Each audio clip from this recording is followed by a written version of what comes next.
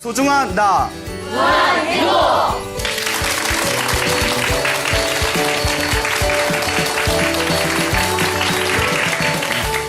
예, 만나서 반갑습니다. 예, 반갑습니다. 예, 광호 스님이라고 합니다. 예, 또 오늘 이렇게 또 좋은 또 이제 부처님의 가르침을 또 공부하기 위해서 모여주시는 우리 불자 여러분들 너무나 또 감사드립니다. 그 부처님 당시에 있었던 일입니다. 부처님 당시에 어느 도시에 굉장히 큰 부자가 있었습니다. 이 부자에게 딸이 하나 있었어요. 딸이 있었는데 딸이 굉장히 예뻤답니다. 딸이 예뻤대요. 예, 여러분들 같이 예뻤대요. 예. 그래요. 빈말인 거 다 눈치채셨군요.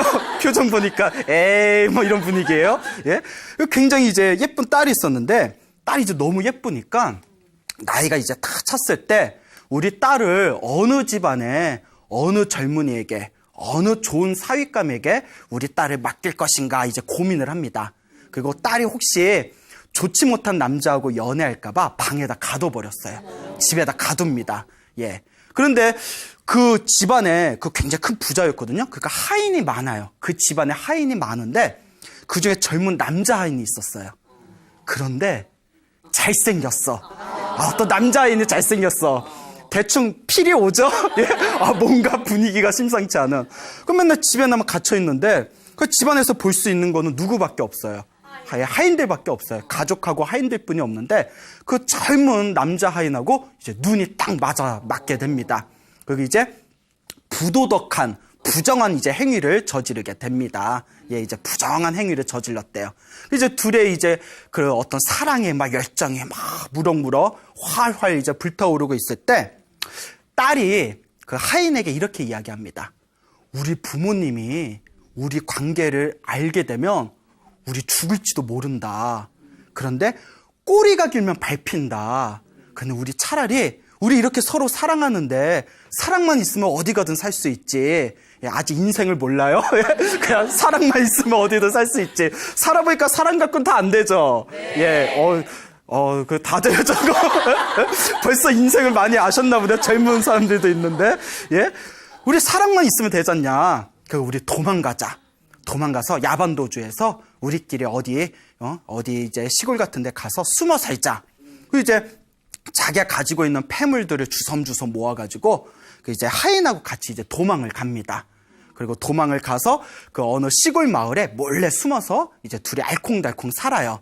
그래서 나온 말이 자식 키워봤자 아무 소용없다. 기껏 키웠더니 남자고 눈이 맞아서 도망이 나가고. 그렇죠. 예, 그래요. 예, 그런 사람들이 있어요. 둘이 이제 서로 사랑을 나누면서 살고 있는데 이제 이 딸이 애를 갖습니다. 아이를 갖게 돼요. 임신을 하게 되니까 여러분 이제 보통 임신을 하게 되면 임산부들의 신경이 좀 예민해진다고 하잖아요. 예, 그러니까 남편한테 자꾸 짜증을 내는 거예요. 그러면서 가족도 없고 아무 친척도 없는 이 허허벌판에서 나 혼자 애를 낳으면 얼마나 내가 힘들겠냐. 그러니까 친정집에 가자라고 자꾸 조르는 거예요. 나 우리 부모님 밑에서 내가 편안하게 애를 낳고 싶다. 친정집에 가자. 자꾸 쪼르니까 남편이 그래 갑시다. 조금만 이따 갑시다. 내일 모레 갑시다. 한 달 후에 갑시다. 자꾸 미루는 거예요. 그러니까 이제 이 딸이 이제 이 부인이죠. 이 남편의 부인이 생각을 합니다. 나랑 같이 친정집에 갔다가 혹시 맞아 죽을까 봐 무서워서 못 가나 보다. 자기가 안 가면 나 혼자라도 가면 그만이지? 하고 자기 이웃집에다가 남편이 나 찾으러 오면 나 친정집으로 갔다고 좀 전해주시오 하고 혼자 이제 부푼 배를 안고 이제 터벅터벅 이제 친정집으로 갑니다. 그래서 남편이 이제 일을 마치고 집에 왔는데 부인이 없어요. 어디 갔지? 몸도 무거운 여자가 어디 갔지? 이웃집에 묻습니다. 아이고, 그 새색시 그거 친정집에 간다고 혼자 저쪽으로 걸어가던데 빨리 가봐. 그거 잘못되면 어떡해. 말려도 그냥 가더라고. 그 이제 남편이 헐레벌떡 가요. 헐레벌떡 뛰어가니까 이제 부인이 걷고 있어요. 나중에 가자니까. 여보, 남편한테 여보, 내가 이제 애 낳을 때가 다 됐는데 이러다가 집에서 나 혼자 애 낳게 생겼다고. 이왕 여기까지 왔으니까 친정집으로 가자고. 그 이제 남편을 데리고 가는 거예요. 그 남편은 걱정이 되니까 어떡해요. 따라가야죠. 그러다 갑자기 진통이 옵니다. 산통이 와요. 그래서 급한 대로 남편이 자기가 입고 있는 옷을 이제 바닥에다 깔아가지고 길에서 나왔대요. 길에서 나와버렸어요. 아들이에요. 또 이제 아들을 낳네. 예. 이제 길에서 아이들을 이제 보게 되니까, 아이를 낳게 되니까 친정집에 갈 필요가 있어요, 없어요?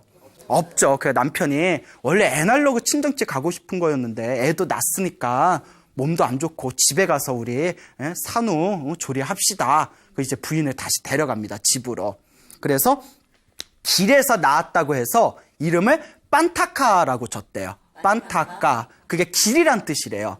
빤타카. 길에서 낳았다는 거예요. 알겠죠? 예, 길에서 낳았다 해서 이제 아들의 이름을 빤타카라고 줬다고 합니다. 근데 이제 둘이 또 이렇게 살다 보니까 또 이 여자가 또 임신을 했어요. 또 임신을 하고 또 이제 남편한테 다시 조르기 시작하는 거예요. 첫 번째 애는 길에서 나왔지만 둘째 애는 친정집에서 부모님 밑에서 보호받으면서 낳고 싶다. 가자 하니까 또 남편이 가요, 안 가요? 안 가요. 가다가 또 이제 장인어른한테 또 이제 맞아 죽일까봐. 예? 그래서 자꾸 미루다가 이 부인이 또 심통이 나가지고 애를 다 낳을 때쯤에 또 혼자 터벅터벅 또 친정집으로 갑니다. 그래서 제가 이 이야기를 보면서 느낀 게 여자가 보통 여자가 아니야. 예? 그러니까 부모님 이제 속이고 몰래 집 뛰쳐나오고, 애가 애를 가진 상태에서도 그 배를 안고 친정집 먼 길까지 혼자 가겠다고 떼쓰고. 그렇죠. 이런 여자 만나면 고생할 것 같아요. 예? 말을 안 들어. 부모 말도 안 듣고 남편 말도 안 듣고. 예, 격렬하게 고개를 끄덕이시는 분이 계시는데 누군지는 말 못하겠네요. 자, 그러니까 이제 어쨌건 이제 다시 부인이 친정집으로 가니까 또 쫓아갑니다. 여보, 그래, 같이 갑시다. 그런데 또 길에서 중간에 또 진통이 와요. 그래서 남편이 얼씨구나, 또 잘 됐다 싶어서 또 이제 바닥에다 옷가지를 깔고 또 두 번째 아들을 낳습니다. 둘째 아들을 낳아요. 그래서 이름을 또 뭐라고 줬어요? 또 빤타카라고 줬어요. 길이란 뜻이 있어요. 그래서 첫째 빤타카를 마하빤타카라고 이름을 붙였고요. 둘째 아들, 둘째 빤타카를 쫄라빤타카라고 이름을 줬습니다. 예, 마하빤타카, 쫄라빤타카. 마하라는 게 여러분 우리 전투기가 휙 하고 날아가면 마하 몇 이러잖아요. 마하가 인도말로 크다란 뜻이에요. 크다. 예, 그러니까 마하빤타카 하면 길에서 낳은 큰아들이란 뜻이에요. 이렇게 길에서 낳은 큰아들. 쫄라빤타카 하면 예, 그렇죠. 길에서 낳은 작은 아들, 이 정도 되겠죠. 그렇죠. 예, 그 정도 눈치는 다 있어요. 예, 설명 깊이 안 해도 되겠어요.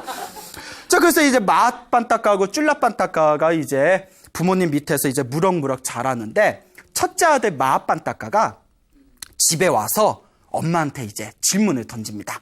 엄마 하고 이제 질문을 던져요.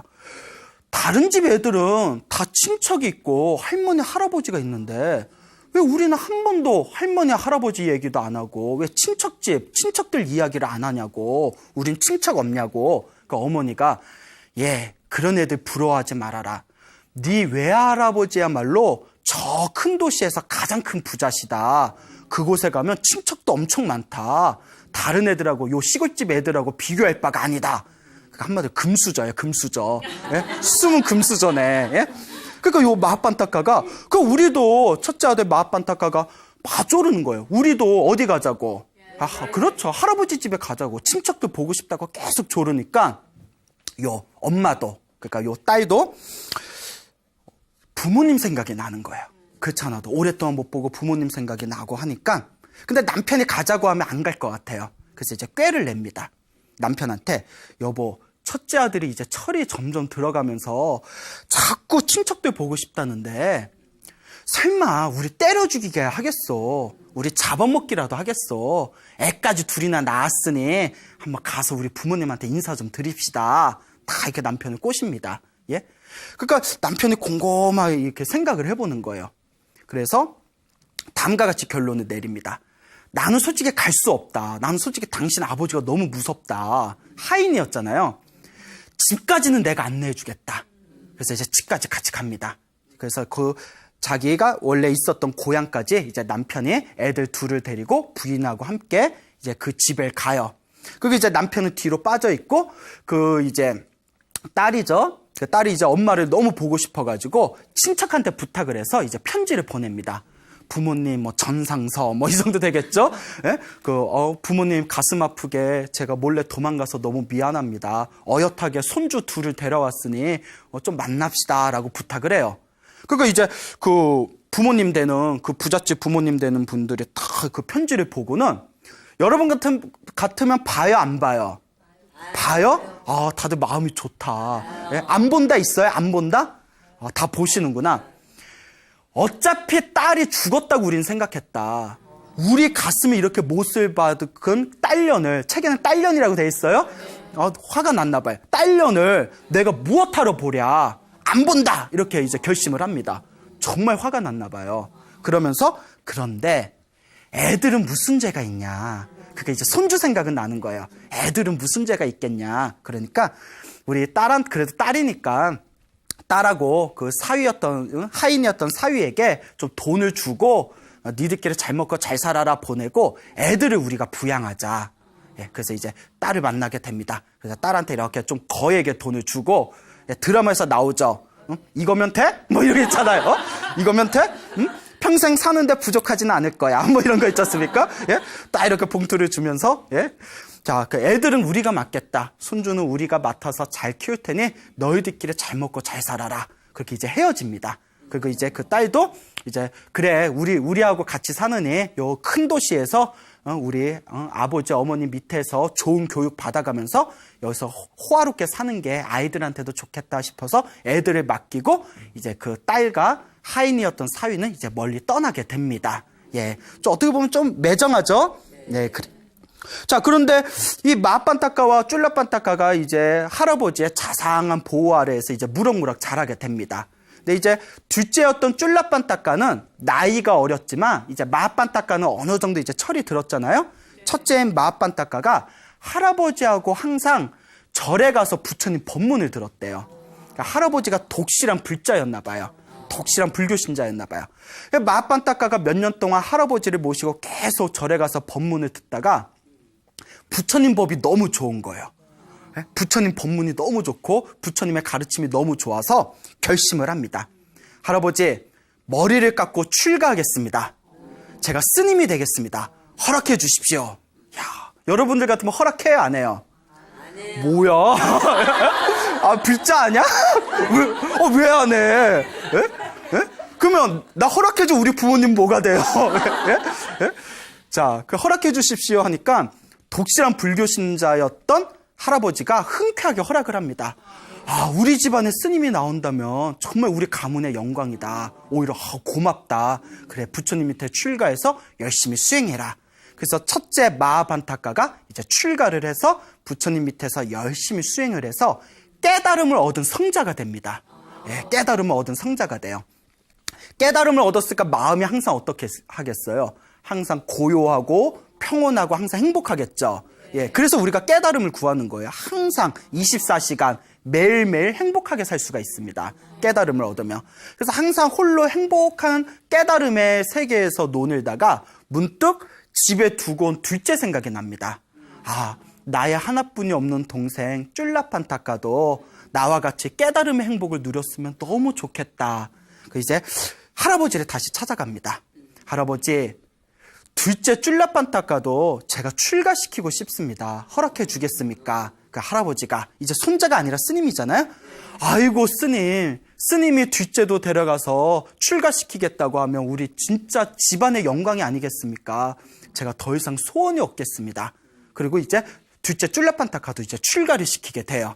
이제 쫄라판타카가 그때 출가할 때 나이가 그 기록에 보면 18살이었다라고 나옵니다. 18살에 출가를 했어요. 한창 놀 나이에. 그렇죠. 출가를 했는데 이제 부처님 밑에서 이제 공부를 시작합니다. 이제 수행을 시작하는데 부처님 가르침에 의하면 처음 출가하면 5년 동안은 계율을 배운다고 했어요. 5년 동안 계율을 충분히 배우고 난 뒤에 계율이 몸에 완전히 익으면 그때부터 본격적인 수행을 시작한다라는 그런 가르침이 있습니다. 그래서 이제 계율을 배우면서 부처님의 말씀이 담긴 이제 경전 공부를 하겠죠. 경전, 부처님의 경전을 공부하는데 엄청난 문제가 생깁니다. 쫄라판타카가 머리가 엄청 나빠요. 머리가 나쁜데 너무 나빠. 머리가 너무 나빠. 그러니까 어느 정도였냐면 기록에 의하면 한 구절, 한 개성, 짧은 한 구절을 가르쳐 주는데 앞 구절을 외우면 뒷 구절을 못 외우고 뒷 구절을 외우면 앞 구절을 잊어버렸대요. 그러니까 그 한 구절, 한 구절 하나를, 여러분 애국가 정도는 다 외우시죠? 네. 그러니까 애국가도 못 외우는 거예요. 짧은 한 구절, 앞 구절을 외우면 뒷 구절을 모르고 뒷 구절을 기억해내면 앞 구절을 잊어버리고 이렇게 4개월이 지났답니다. 4개월 동안 부처님 말씀 한 구절을 못 외웠대요. 그러니까 쫄라반따까가 이제 너무나 머리가 나쁘니까 그게 이제 소문이 났어요. 너무 나쁘니까 막 소문이 났어요. 여러분들도 혹시 기억나나요? 맨날 책상 위에 붙어서 문제집 푸는데 막상 시험 성적 보면 굉장히 성적이 안 좋은 애들 있잖아요. 혹시 여러분 있을 수도 있고, 그러면 막 다른 반에서 이렇게, 야, 쟤야, 뭐 이렇게 그런 적 있어요, 없어요? 있잖아요. 이 세계가 참 냉정해요. 공부 못하는 것도 서러워 죽겠는데. 그러니까 스님들이고 신도들이고 다 소문이 난 거예요. 저 스님이래.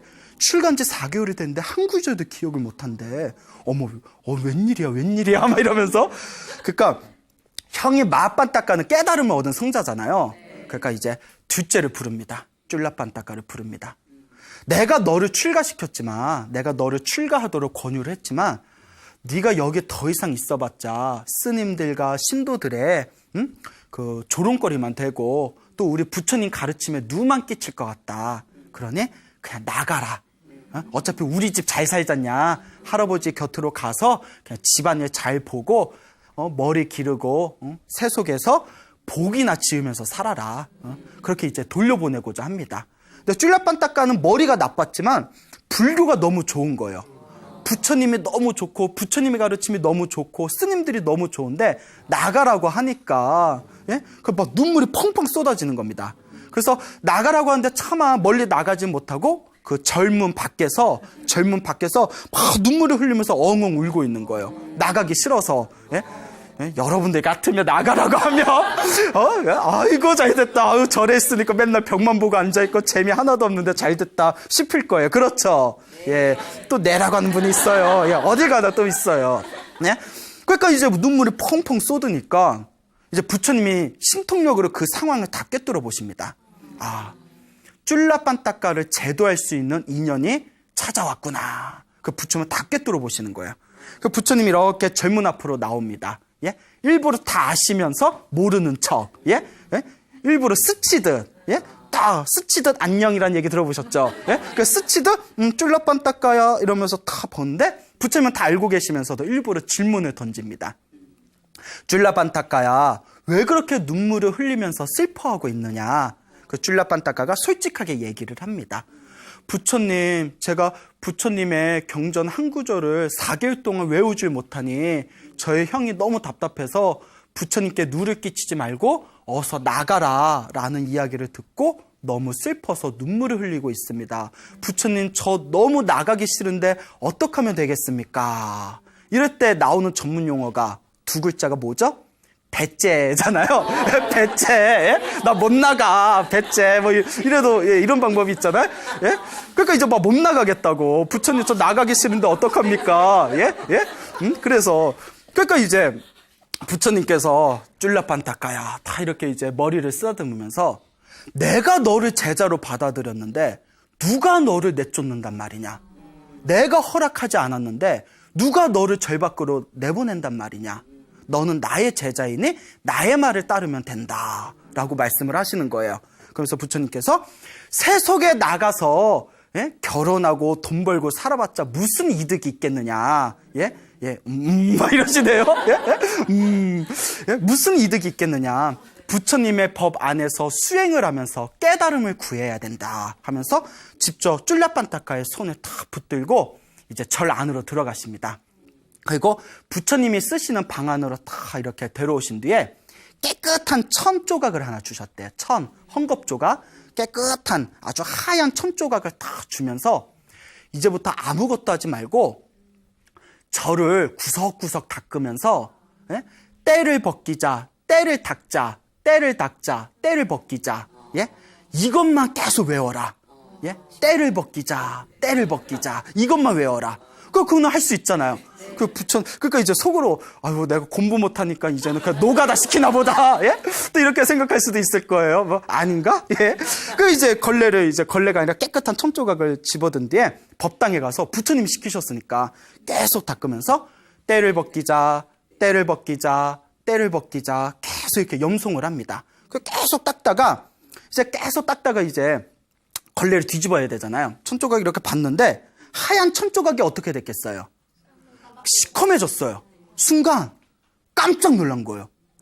왜 검해졌지? 아, 진짜 깜짝 놀랐어요. 왜 검해졌지? 아까 하였는데 왜 검해졌지? 여러분 걸레질을 하신 적 있어요, 없어요? 다 있죠. 걸레질 하다가 걸레를 봤는데 걸레가 더러워지잖아요. 깜짝 놀란 적 있어요, 없어요? 예, 왜 이렇게 더럽지 방이? 그렇죠. 여러분들은 내 방이 이렇게 더러웠나? 예, 청소는 하시죠? 예, 그렇죠. 예, 그렇잖아요. 그러니까 너무 더러워서 왜 검해졌지? 순간 그러니까 그 정도로 머리가 나쁜 거예요. 머릿속에서 왜 빵 터지세요? 예? 너무 머리가 나빠서? 예, 그래요. 나 그 정도 자신 있다. 예? 깜짝 놀라면서 순간 머릿속에 직관이 떠오릅니다. 아까는 깨끗했는데 지금은 더러워졌구나. 이거 굉장히 중요한 겁니다. 불교의 가장 핵심되는 사상이 담겨져 있는 거예요. 아까는 깨끗했는데 지금은 더러워졌구나.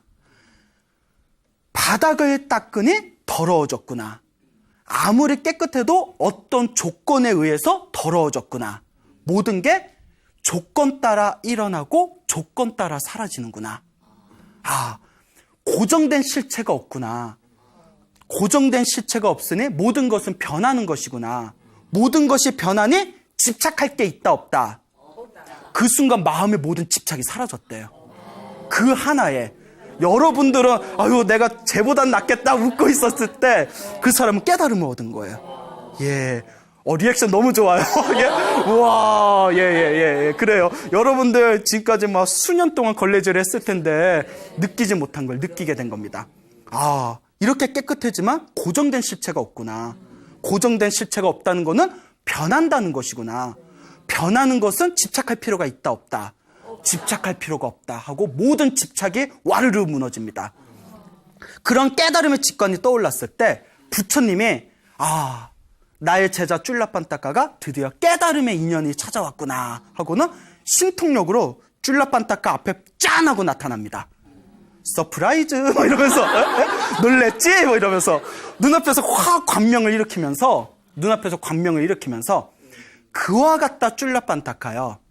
천조각만 그런 것이 아니다. 우리 마음도 때로 인해 더럽혀져 있다. 탐욕의 때, 분노의 때, 어리석음의 때로 더럽혀져 있다. 이것을 제거해야 된다라고 법문을 하십니다. 그리고 다음과 같은 개송을 쫄라빤따까에게 다음과 같은 개송을 이제 전달을 하십니다. 몸에 낀 때만이 때가 아니다. 때는 탐욕의 또 다른 이름이다. 몸에 낀 때만이 때가 아니다. 때는 분노의 또 다른 이름이다. 몸에 낀 때만이 때가 아니다. 때는 어리석음의 또 다른 이름이다. 진정한 수행자는 탐욕의 때, 분노의 때, 어리석음의 때를 제거하면서 살아가야 한다. 라는 가르침을 내리자마자 쫄라빤따까가 그 자리에서 완전한 깨달음을 얻게 됩니다. 그 완전한 지혜를 얻게 돼요. 이게 바로 쫄라빤따까의 이야기가 되겠습니다. 예. 쫄라빤따까가 다 깨달음을 얻고 부처님께서 그것을 바라보십니다. 쫄라빤따까가 깨달음을 얻었구나. 쫄라빤따까가 깨달음을 얻었구나. 근데 여러분 정말 똑똑한 사람은 자기가 똑똑한 티 안 내잖아요. 그렇죠. 예. 그래서 우리가 흔히 접하는 속담 중에 하나가 익은 별수로 어떡한다? 숙인다란 말이 있잖아요. 그렇죠. 그리고 빈 깐통일수록 어떻다? 예, 그죠. 요란하다 그렇잖아요. 아, 말해놓고 찔리네. 말해놓고 찔리네. 예, 그래요. 예. 아, 또 제가 요란해요. 예. 자, 그와 같이 쫄라판타가 깨달음을 얻었지만 아무에게도 이야기하지 않습니다. 혼자 쫄라판타카에 이제 스스로 깨달음의 세계를 이제 향유를 하면서 하루하루를 행복하게 지냅니다. 그래서 사람들도 쫄라판타카가 좀 변한 것 같긴 한데 뭐 아무 말이 없으니까 뭐 그러려니 하고 이제 넘어가겠죠. 부처님 가르침에 의하면 그 한 달에 한 번이나 두 번 정도 비구니 사찰에 가서 여자 스님을 비구니라고 하죠. 남자 스님, 비구 스님이 비구니 사찰에 가서 법문을 해줘야 됩니다. 그게 가르침에 나와요. 여러분, 남자 스님들하고 여자 스님, 비구 스님, 비구니 스님은 한 절에서 원래 같이 못 삽니다. 같이 살 수가 없어요. 한 산에서 살더라도 서로 멀리 떨어져서 살아야 돼요. 예, 왜 그러냐면 어느 제자가 묻습니다. 부처님, 비구니들도 수행자인데 그렇게 비구니들끼리 살면 막 강도가 될 수도 있고 막 좋지 못한 사람들이 와서 행패를 부릴 수도 있지 않습니까? 그러니까 비구 스님들, 남자 스님들하고 같이 사는 게 좋지 않겠습니까? 근데 부처님께서 이와 같이 말씀하십니다. 세상에는 온갖 번뇌가 많은 사람들로 가득하다. 우리는 당당하지만 비구 스님과 비구니 스님이 한 절에서 같이 살 경우 우리는 당당하지만 번뇌가 많은 사람들이 그 광경을 보고 둘이 이러쿵 저러쿵 얼레리 꼴레리 그렇게 비난할 여지가 크다. 그러니 그렇게 비난받을 여지를 완전히 잘라버려야 된다 하고 따로 살게 하십니다. 굉장히 지혜로우시죠, 부처님께서. 그러니까 항상 비구니 사찰에 이제 비구 스님이 가서 한 달에 한 번이나 두 번 정도 이제 법문을 하게 되는데 부처님께서 그 비구니 사찰에 쫄라판타카 스님을 보냅니다. 쫄라판타카여, 그대가 법을 설해라. 그 스님들이 난리가 난 거예요. 아니, 저 바보 쫄라판타카를 보내면 가뜩이나 비구니 스님들 다들 눈들이 높은데 아니 다들 눈들이 높은데 저렇게 쫄라판타카서 저 바보를 보내면 저 비구니 스님들한테 무시당하면 어쩌려고. 그러니까 부처님이 이제 보내는 거니까 다들 아무 말을 못하죠. 그런데 정작 비구니 스님절에서 난리가 난 거예요. 응? 예, 이 스님, 이번에 스님, 비구 스님 누가 오신대? 쫄라판타카가 오신대? 웬열? 막 이러면서, 대박, 말이 돼? 예? 지금 같으면 막 카톡 밴드 막 돌렸을 거예요. 야, 내 말 좀 들어봐. 이게 말이 돼? 막 이러면서. 그러니까 이 쫄라판타카 스님이 워낙 바보로 소문이 났으니까 비구니 스님도 너무 싫은 거예요. 그러니까 깨달음을 얻으신 마음이 고요하신 수행이 많이 되신 비구니 스님들은 그런 것에 연연하지 않지만 아직 수행이 덜 된 출가한 지 얼마 안 된 비구니 스님들이 이제 꾀가 생깁니다. 쫄라판타카 스님이 오면 우리가 장난치자. 예? 오더라도 법문 듣지 말고 우리끼리 막 뒤에서 놀자, 장난치자, 뭐 이렇게 이제 꾀를 냅니다. 예? 굉장히 비구니 스님들이 재기발랄해요. 그렇죠? 예? 아니 어떻게 스님이 와서 법문한다는데 뒤에서 장난치자 이런 생각을 할까? 예, 그런 뉘앙스들이 많아요. 경전에 보면 아마 이제 혈기가 왕성해서 그런가 봐요. 좀 나이 어린 비구니 스님들이었나 봐요. 쫄라판타카 스님이 딱 와가지고 법상에 앉아서 법문을 하려고 하는데 이미 깨달음을 얻었거나 수행이 깊으신 비구니 스님들은 앞에 딱 앉아서 마음에 이제 동요가 없어요. 예? 뭐 바보가 왔건 뭐 깨달은 분이 왔건 이제 이미 그분들은 마음이 고요해서 법문을 들을 준비가 돼 있는데 뒤에서 막 비구니들이 수행이 안 된 비구니 스님들이 막 깔깔거리고 지들끼리 장난치고 막 노래 부르고 이러니까 도저히 이제 법회가 이게 진행이 안 될 지경이 된 거예요. 그때 쫄라판타카 스님이 나를 무시하고 있으니 먼저 저 교만한 마음을 꺾어줘야 되겠구나. 저 교만심을 꺾어줘야 되겠구나. 그리고 눈앞에서 신통력을 펼칩니다. 눈앞에서 허공에서 몸을 다 놔둬가지고 신통력을 펼치는데 경전에 의하면 쫄라판타카 스님의 별명이 분신제일이었대요. 여러분 손오공의 분신법 아시죠? 네, 분신제일 쫄라판타카라고 불립니다. 깨달음을 얻으신 다른 스님들은 분신을 일으켜도 자기 몸에 분신을 내도 한 명이나 두 명뿐이 못 낸대요. 근데 쫄라판타카 스님은 무한에서 무한까지 분신을 낼 수가 있었대요. 그리고 분신마다 각자 자기들 이성이 있는 것처럼 자기들이 알아서 일을 했다고 합니다. 그래서 경전에 의하면 쫄라판타카 스님을 분신제일이라고 부릅니다. 막 여러분들이 스님 봤어요? 뭐 이러면 뭐 나도 할 말은 없지만 경전에 그렇게 돼 있습니다. 알겠죠? 예? 예? 그러니까 이제 신통력을 확 펼치니까 비구니들 입이 떡 벌어지는 거예요. 아이고, 우리가 사람을 몰라봤다. 스님을 몰라봤다. 하고 다들 이제 그때서야 교만한 마음을 꺾고 다 합장을 하고 법문들을 이제 자세가, 준비가 펼쳐집니다. 예. 그 광우스님처럼 신통력이 없는 스님은 삐져가지고 부처님한테 가서 나 다시도 저기 안 갈 거라고. 네. 근데 이제 신통력을 탁 펼쳐서 그 비구니 스님들의 교만한 마음을 탁 꺾어주면서 법문을 합니다. 근데 그 법문이 또 너무나 아름답고 지혜롭고 뛰어났다고 합니다. 그때 그 비구니 스님들이 다들 감탄을 하고 감복을 하면서 쫄라반타카 스님의 명성이 드디어 세상에 널리 퍼졌다라는 이야기가 전해지고 있습니다. 대단하죠? 네. 예. 제자들이 부처님을 찾아와서 다음과 같이 질문을 던집니다. 거룩하신 세존이시여, 거룩하신 부처님이시여, 쫄라반타카 스님은 전생에 어떤 인연이 있었길래 저렇게 바보로 태어난 것입니까? 그리고 또 어떤 공덕이 있었길래 이번 생에 부처님을 만나서 저와 같이 깨달음을 얻을 수 있었던 것입니까? 라고 질문을 던집니다. 그때 부처님께서 다음과 같이 말씀하십니다. 자기가 지은 업은 모두 누가 받는다? 내가 받는다. 내가 지은 업은 내가 받는다. 쫄라반타카의 저 깨달음과 쫄라반타카가 바보로 태어났던 것도 모두 쫄라반타카가 머나먼 전생에 지었던 자기 업의 결과였다. 쫄라반타카 스님은 과거 전생에, 머나먼 전생에 가섭부처님 시대 때, 어느 부처님이요? 가섭부처님. 지금이 석가모니 부처님 시대고요. 석가모니 부처님은 다 아시죠? 네. 석가모니 부처님이 세상에 출현하기 이전에 다른 세상에 가섭부처님이 계셨어요. 예, 그러니까 석가모니 부처님 이전의 부처님이 가섭부처님이고, 석가모니 부처님 이후의 부처님이 무슨 부처님이에요? 그렇죠. 내가 미륵이야. 이거 다 아시잖아요. 예, 예, 미륵 부처님이세요. 알겠죠? 네. 예, 가섭부처님 시대 때도 스님이었다. 쫄라반타카가. 예, 가섭부처님 시대에도 스님이었는데 그때는 머리가 너무너무 총명하고 뛰어났대요. 천재였대요. 어떤 책을 봐도 한 번만 보면 다 외울 정도였대요.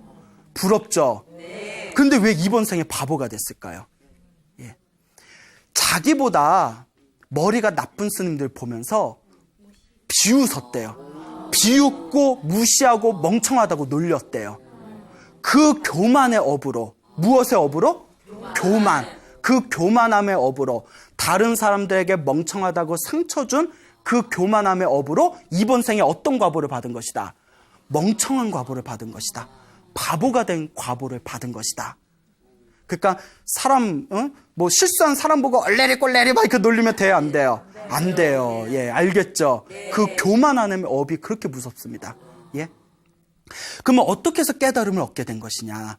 쫄라반타카 스님이 그때 교만하긴 했어도 가섭부처님 밑에서 수행을 했었기 때문에 부처님 밑에서 수행했던 좋은 인연으로 이번 생에 누구를 만나게 된 것이다? 석가모니 부처님을 만나게 된 거라고 합니다. 알겠죠? 그리고 이 쫄라반타카가 머나먼 전생에 왕이었던 적이 있었답니다. 내가 왕이야, 뭐 이렇게 했죠. 내가 왕이야라고 우리가 보통 말을 할 때 이 왕이라는 게 굉장히 복을 많이 지어야 왕이 될 수 있는 겁니다. 그렇죠. 그러니까 쫄라반타카 스님이 머나먼 전생에 교만했던 업도 있었지만 또 나름대로 또 선업을 지었던 것도 있던 거예요. 그러니까 좋은 건 좋은 것대로, 나쁜 건 나쁜 것대로 다 자기가 받아가는 겁니다. 머나먼 전생에 왕이었던 적이 있었는데 하루는 말을 타고 사냥을 나가다가 너무 몸에서 땀이 많이 났답니다. 그래서 땀을 닦으려고 하얀 수건을 꺼내서 땀을 이렇게 닦은 뒤에 수건을 보니까 깜짝 놀랐어요. 왜 깜짝 놀랐을까요?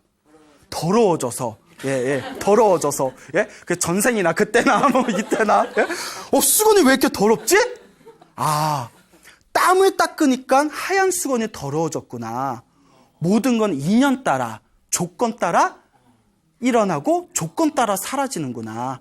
이 깨끗한 천조각이 언젠가 더러워지듯이 이 세상에 집착할 게 없구나 라는 걸 그때 이미 느꼈답니다.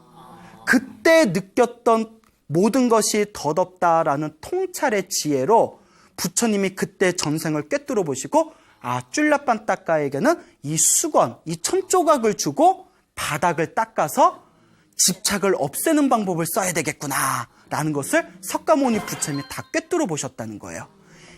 이와 같은 인연으로 이번 생에 바보가 되었고 이와 같은 인연으로 이번 생에 깨달음을 얻게 되었다라고 부처님께서 말씀하십니다. 그래서 주부들이 하기 가장 좋은 수행법이 설거지 수행법하고 걸레질 수행법이에요. 예? 왜 한숨? 설거지 지겨워 죽겠어요. 예? 자, 설거지를 하면서 자, 처음에는 그릇이 어땠어요? 더럽죠? 닦고 나니까 어떻게 돼요? 깨끗해지죠? 다시 밥 먹으니까 어떻게 돼요? 고정된 실체가 있다 없다? 고정된 실체가 없구나. 이 그릇도 고정된 실체가 없구나. 그리고 고정된 실체가 없다는 것은 계속 무엇하고 있구나? 변하고 있구나. 변하고 있다는 것은 계속 변하니까 내가 집착할 게 있다 없다? 설거지하면서 한 번만 생각해 보세요. 좋은 거 배웠다. 그렇죠? 여기선 고개 끄덕여 놓고 안 한다? 내가 알아요. 여기서는 선생님 너무너무 좋아요 해놓고 집에 가서는 안 해. 근데 너무 좋죠? 설거지랑 걸레질을 할 때도 걸레질 하고 나서 마지막에 한번 바닥을 딱 걸레질을 한 그 걸레를 한번 보세요. 시커멓게 더러워져 있잖아요. 영원한 것이 없구나. 변하고 있구나. 이 걸레와 같이 우리 몸과 마음도 이 걸레와 같구나. 예? 걸레로 비유하니까 좀 이상하네요. 예? 하여튼 끊임없이 변하고 있구나. 집착할 게 없구나. 이번 생에 설거지할 때 이거 한번 생각하고 모든 게 변하고 있으니 집착할 게 없구나. 걸레질하고 나서 이거 한 번만 생각하는 거예요. 끊임없이 변하고 있고 집착할 것이 없구나. 그러면 여러분들도 다음 생이나 다다음 생에 설거지와 걸레질을 하면서 집착을 내려놓는 이 바라보는 수행을 한 그 공덕으로 여러분들도 언젠가는 무엇을 얻을 수가 있다? 깨달음을 얻을 수가 있다. 와, 이건 대박이에요, 이거는. 예? 설거지 한번 하고 걸레질 한번 한 것 같고 미래 생에 여러분들이 깨달음을 얻을 수 있는 겁니다. 이런 종교가 어딨어. 이런 종교가 어딨어. 그렇죠? 예? 그러니까 저도 이렇게 좋은 가르침을 보고 나서 이렇게 좋은 가르침이 있는데 내가 어딜 가겠는가 이런 생각이 듭니다. 동감하시죠? 네. 이게 쫄라빤따까의 깨달음의 인연이 되겠습니다. 쫄라빤따까가 그 시대에 가장 유명했던 바보였다면 부처님 제자 중에서 가장 머리가 총명하고 똑똑한 제자가 바로 아난존자였습니다. 아난 스님. 예? 모든 걸 다 알아. 그래서 이름이 아난? 알아. 예? 그래서 아난이에요. 어디 가서 써먹지 마세요. 예? 그러니까 우리끼리만. 그래서 이제 아난 스님이 머리가 너무 똑똑한 거예요. 그러니까 부처님의 법문을 가장 많이 들었다고 해서 다문제일이라고 부릅니다. 다문제일. 많이 들었다. 근데 중요한 게 있습니다. 들은 걸 다 기억해요. 토시 하나 빠지지 않고 부처님 밑에서 수십 년 동안 들었던 법문을 다 기억합니다. 그래서 다른 별명이 총지제일이었어요. 총명하고 지혜롭다. 총지제일, 다문제일, 총지제일, 아난스님, 아난존자라고 불립니다. 그러니까 이제 스님들이 의아한 거예요. 부처님께 찾아갑니다. 거룩하신 세존이시여, 부처님이시여, 저 아난스님은 전생에 어떤 공덕의 인연이 있기 때문에 저렇게 머리가 뛰어난 것입니까? 부처님께서 다음과 같이 말씀하십니다. 내가 지은 업은 누가 받는다? 내가 받는다. 한 치에 오차도 없습니다. 좋으면 좋은 대로, 나쁘면 나쁜 대로 다 내가 받는 거예요. 아난존자의 저 뛰어난 머리도 아난존자가, 아난스님이 전생에 지었던 공덕의 결과이다. 아주 머나먼 과거 전생에 석가모니 부처님이 출현하시기 훨씬 이전에 다른 세계, 다른 부처님 시대 때 어느 노스님이 있었어요. 노스님 밑에 동자스님이 있었대요. 근데 노스님이 동자스님을 너무 엄격하게 가르쳤대요. 하루 동안 외워야 할 경전, 부처님의 말씀의 분량을 정해주고 하루 동안 외우지 않으면, 그걸 다 외우지 않으면 호되게 꾸짖으셨대요. 아주 엄하게 가르치니까 하루는 동자스님이 너무 힘들어서 이제 절 밖에서 또 울고 있었어요. 이렇게 눈물을 흘리고 있으니까 그 절의 독실한 신도인 어느 거사님이, 난자 신도분이 다 길을 걷다가 그 저 해맑은 동자스님이 눈물 흘리는 걸 보고는 스님, 왜 그렇게 울고 계세요? 라고 질문을 던집니다. 우리 노스님이 매일매일 외워야 할 경전에 분량을 주시는데 내가 밖에 나가서 공양, 탁발을 받아오면 외울 시간이 부족해진다. 옛날 인도에서는 옛날 스님들은 직접 이제 바리떼, 바루를 들고 마을에 내려가서 탁발을 해야 되거든요. 그러니까 막 1시간 만에 끝날 수도 있고, 빨리 받으면 1시간 만에 끝날 수도 있고, 오늘 실적이 안 좋으면 2시간이 될 수도 있고 3시간이 될 수도 있어요. 무슨 말인지 알겠죠? 그래서 가끔씩 밥을 늦게 받아와가지고 경전을 다 못 외우는 날에는 내가 호되게 혼난다. 어떻게 해야 될지 모르겠다. 네? 그러니까 그 거사님이 이렇게 얘기합니다. 스님, 우리 집 알죠? 예? 모르면 뭐 티맵을 찾아보면 되나요? 예? 예? 자, 저기에 이제 우리 집이 있는데 저기가 우리 집입니다. 공양 시간이 되면 딴 집에 가지 말고 무조건 우리 집에 오십시오. 바로 음식을 준비해 놓겠습니다. 그러면 그거 빨리 드시고 공부하시면 되지 않습니까? 사실 그렇게 마음 내기 쉬워요, 어려워요? 어렵죠. 그러니까 복 짓는 게 어렵습니다. 어려운 대신 그 공덕은 누가 받아요? 내가 받는 거예요. 그러니까 그 동자승이 딱 공양 시간만 되면 그 거사의 집안에 가서 미리 준비해둔 음식을 딱 먹고 그 시간이 확 단축되겠죠? 그래서 열심히 경전을 공부하고 외우고 암기해서 노스님께 항상 칭찬을 받았대요. 자, 석가모니 부처님께서 다음과 같이 말씀하십니다. 이와 같다. 그때 엄하게 경전을 가르쳐줬던 노스님은 바로 금강경에 나오는 연등부처님이 되셨고, 여러분 금강경에 보면 연등불이라는 부처님이 나오십니다. 연등부처님이 되셨고, 그때 밑에서 열심히 공부했던 동자승은 바로 누구다? 예, 지금의 바로 나 석가모니 부처님이다. 예, 석가모니 부처님이고, 그때 동자승이 공부에만 집중할 수 있도록 도와주신 거사님이 바로 누구다? 그렇죠, 아난스님이다. 오로지 공부에만 전념할 수 있도록 복을 지은 그 공덕의 힘으로 이번 생에 무엇을 보든 한 번에 외울 수 있는 최고의 총명한 머리를 타고 태어난 것이다. 여러분 머리 좋으세요? 나쁘세요? 머리가 나쁘시다면 전생에 복을 안 줘서 그렇습니다. 예?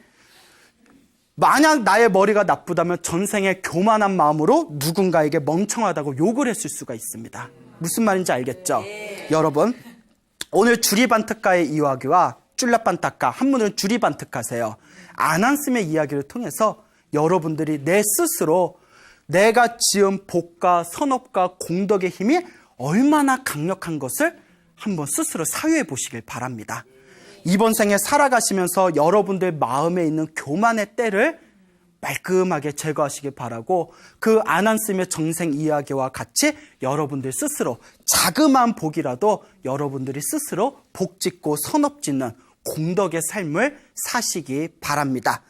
여러분, 행복해지고 싶습니까? 네. 행복한 삶을 창조하고 싶습니까? 네. 복을 지으십시오. 선업을 지으십시오. 공덕을 쌓으십시오. 복과 선업과 공덕의 힘이 여러분들을 진정한 행복의 길로 이끌어 줄 것입니다. 오늘 여기서 마치겠습니다.